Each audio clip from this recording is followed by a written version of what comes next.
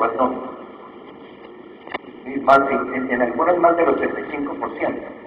Entonces es muy complicado para el desarrollo de las universidades del sector público el que su presupuesto se va fundamentalmente en servicios. Ahora, en América Latina, en el caso de las universidades privadas, el caso es que las universidades privadas se alimentan fundamentalmente de las matrículas. Sus ingresos vienen fundamentalmente de matrículas, pero también existe el problema de que se va en nómina. O sea, en pago de servicios, la mayoría del presupuesto se va en nómina. Entonces, el tema de la consolidación institucional, el tema de la inversión en investigación, el tema del desarrollo del bienestar estudiantil, la investigación, lo que el rector señalaba ahora de la formación del capital humano a nivel doctoral, que es lo final. Pues ahí hay un problema, digamos, de financiamiento grave. Bien. Entonces, ¿cuál es la idea un poco del Banco Mundial? Para no hacer referencia a todos, porque estas consideraciones del banco hacen referencia fundamentalmente al sector público, al sector privado. Son dos puntos, me parecen. El uno es el que está aumentando el costo unitario por estudiante. Sí, vale más o menos $4.000, $4.300 un estudiante en la universidad pública. En algunos países llega hasta $5.000. Inclusive si uno hiciera a veces el cálculo de cuánto vale en la universidad privada y cuánto vale en la pública, si uno fuera perverso, pensaría que era mejor cerrar la pública y dejarnos en la privada. Claro que eso es perverso y eso no se puede decir por convicción, no solamente por cantidad. Hay que definir un modelo de asignación del recurso para la educación superior en los países de América Latina, pero eso no puede ser un modelo como el que ha venido ocurriendo tradicionalmente, ¿sí? Que es un modelo inercial, en virtud del cual le dan a la universidad X porción más un plus según la inflación. Porque eso hace que el problema del sector sea que ahora cómo me gasto la plática. Todo el problema de la universidad se reduce a eso. Pero no hay ninguna relación entre la asignación, en la inversión del Estado en materia financiera en el sector público de la educación superior y el rendimiento de cuentas o la eficiencia de la gestión. Una universidad pública podría ser absolutamente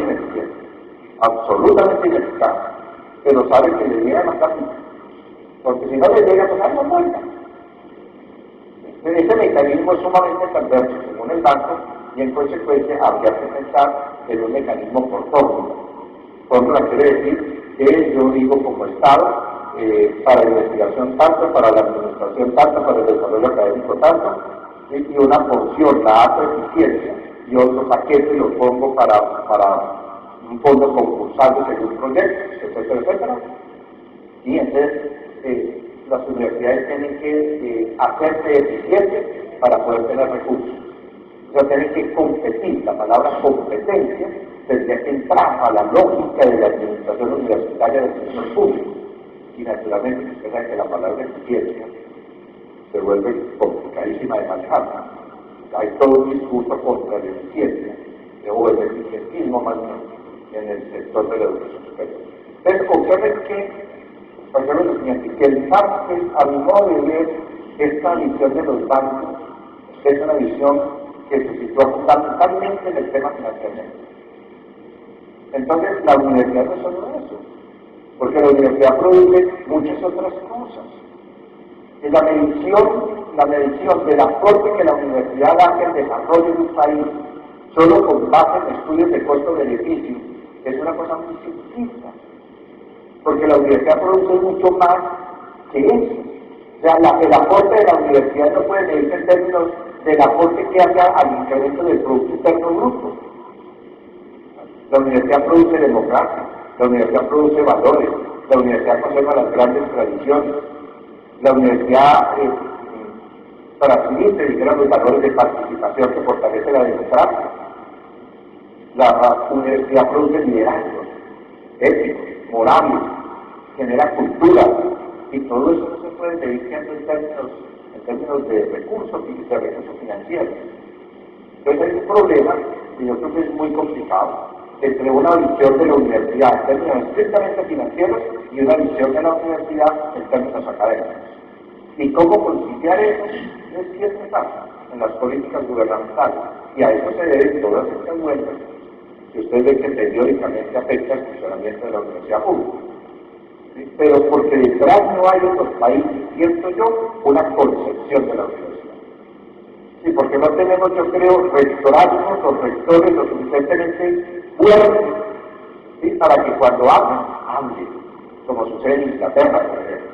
En Inglaterra hablan los rectores y hablaron los rectores. Aquí hablan los rectores y ni se sabe si hablan o no hablan. Es peor, es el silencio porque no hay fuerza moral, ¿sí? Porque no hay un liderazgo detrás. Ahí tenemos un problema en América Latina. Bien. ¿Sí? El BID y UNESCO tienen una visión, una propuesta distinta. Porque BID y UNESCO, de todas maneras, UNESCO sobre todo tiene que ver más con la cultura, tiene que ver con la ciencia. ¿Sí? UNESCO no es un banco y además vive en plata. Ahora está mejor que Estados Unidos entró a la UNESCO y entonces está financiando parte de la acción de la UNESCO. Pero la UNESCO es una institución como la universidad que nació para ser pobre, porque se ocupa de la cultura, se ocupa de la ciencia, se ocupa de las ideas. BID sí es un banco, pero entre BID y UNESCO hay muchas más vinculaciones que entre BID y Banco Mundial.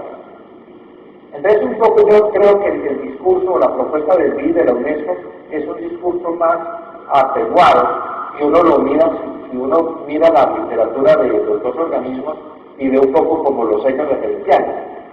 La primera preocupación del BID y de la UNESCO en materia de educación superior para el mundo, pero fundamentalmente para América Latina, es la desarticulación entre las universidades y el sector productivo. Y tienen razón. Miren, nosotros llevamos por lo menos 45 años, las universidades de América Latina, tratando de establecer una interfaz entre las universidades y el sector productivo.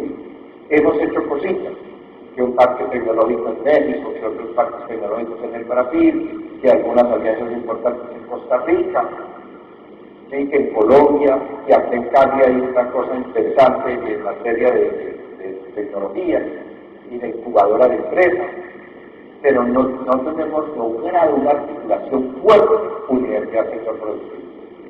Fuerte. Lo más importante que sea es, tal vez, es en la UNAM, que hay 10 centros de investigación tecnológica en torno a la UNAM, que trabajan fundamentalmente con presupuesto, producto de la contratación con el sector productivo. Pero entre otras cosas, ¿por qué? Yo llegué a la siguiente convicción siendo vicerrector en los Andes y ante los estándares internacionales para la acreditación de la universidad. Nos preguntaban de Sachs, en los Estados Unidos, ¿por qué en ingeniería industrial ustedes no tienen un paquete fuerte en producción?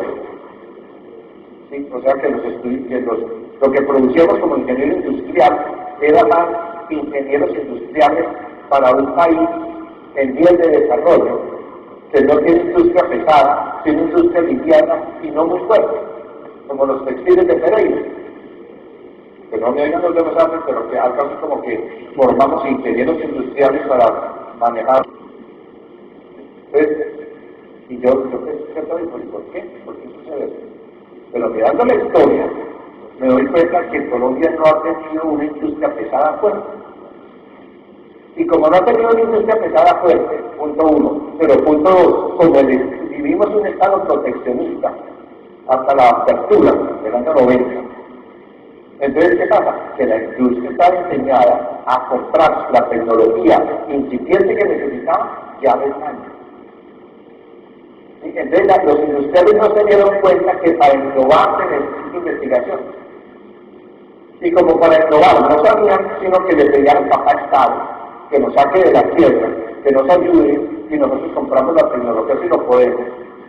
La realidad es que los industriales no descubrieron que la universidad era importante para ellos.